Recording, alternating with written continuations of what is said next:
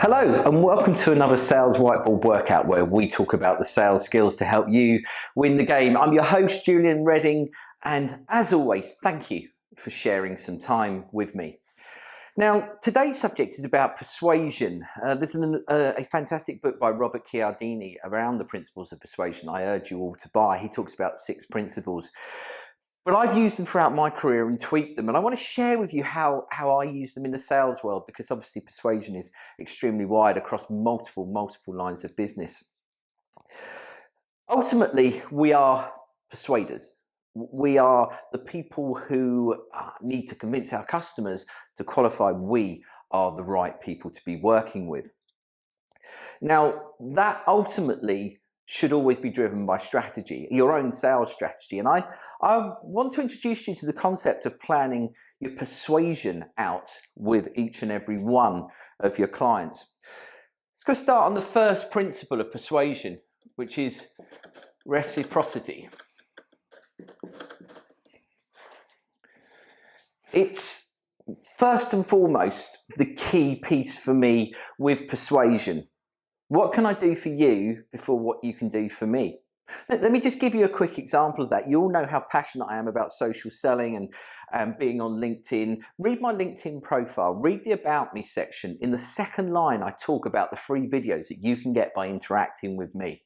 It gives you a platform for engagement. So here's the first thing to really start planning when you're thinking about engaging with a customer. What can I do for them? You can do a lot for them. You're already thinking, well, do I leave them a brochure? Yeah, maybe. Not a big fan, but lots of people work well with that.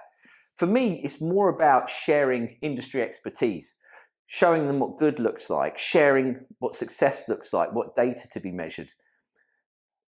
For me, reciprocity is all about helping that person understand what good looks like and how you can help them. Because by giving them all that information, they'll want to give stuff back to you as well. Now, this isn't talking at them. It's not talking about your product. You're sharing industry insights. I talk so much about being a brand. It's so important to be a modern sales practitioner. Be a brand, be a brand, be a brand. This is about helping our customers understand that we're the people to buy from, that they can trust us. And we start by sharing things right up front. And then social proof. Now, how many times have you been in a situation where you've talked about a story to a friend or something like that, and you say, well, don't ask me, you can check with him, her, him. All done it, right? We look for social proof. Now, social proof is one of our biggest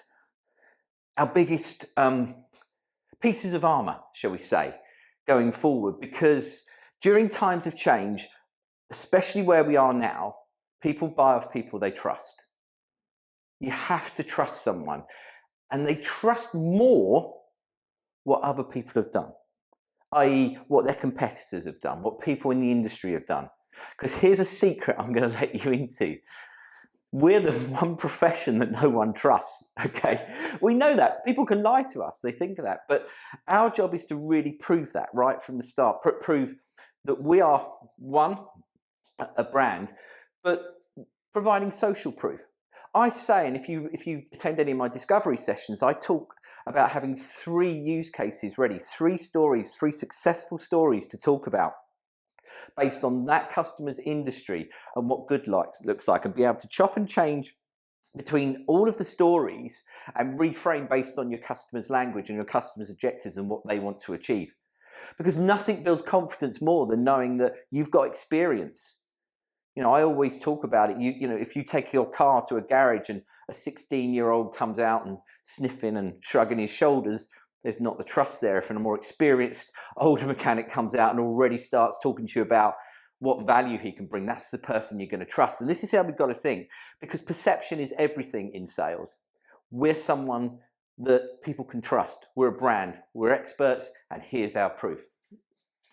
Okay, the next part, liking. Everyone says this great saying, people buy off people they trust, and people People don't buy off people they don't like. And do you know what? That's so true. I like to focus on that last one. People don't buy off people they don't like, because we've all been there. We've all been in a sales situation where the salesman isn't someone you're ever going to get on with, and they actually put you off. I've had multiple experiences myself. So it's important to really dig into that word like. Now, like isn't only on a personal level, it's on an identification level as well. This is a big eye-opener for me when I started looking at more around the science of connecting within sales, because I realized that we connect with like-minded people. Follow me for a second here. Think if you're at a party, at a social event, and you start talking to someone and you've just met them, and they'll say something about a sports team or a movie or something that they've done in their past, maybe someone they've visited, and you've done exactly the same thing, and it's something you have enjoyed in the past. You automatically go, oh, I've done that too, and then you start sharing information. That's because in our limbic system, we are actually firing these neurons that are mirror neurons that we actually like. We are like that person. And the more we are like a person, i.e. with things in common, the more we are going to like them. So this is where the whole discovery process, understanding the language of your customer, proving value through social proof, doing things for people through reciprocity, think first what you can do for your customer. This is all the things that's going to get your customer to like and trust you. Okay, because ultimately, this is scarcity. Now, there's a great story about Concorde that, remember the supersonic airliner that British Airways and Air France used to have, that it was losing a horrible amount of money. Only between 12 to 18 passengers were on each flight. The moment that British Airways announced they were retiring it by a certain date, it sold out every day because it was scarce. We buy things that are scarce. Any parent that's tried to buy a PS5 or an Xbox over Christmas will talk to you about what scarcity is. But let me talk to you about scarcity in sales. For me, scarcity is all about proving that you are the salesperson that is understanding.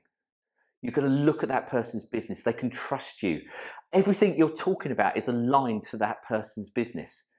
That's scarcity, because a lot of salespeople want to talk about themselves. They want to talk about the product, talk about their company. They don't focus on these aspects of persuasion and really getting into detail around what problems we're trying to fix. And that, for me, absolutely 100% is scarcity. Very few salespeople I've worked with work like that. But guess what? All the ones that do, unbelievably successful. Because tying this all together is authority.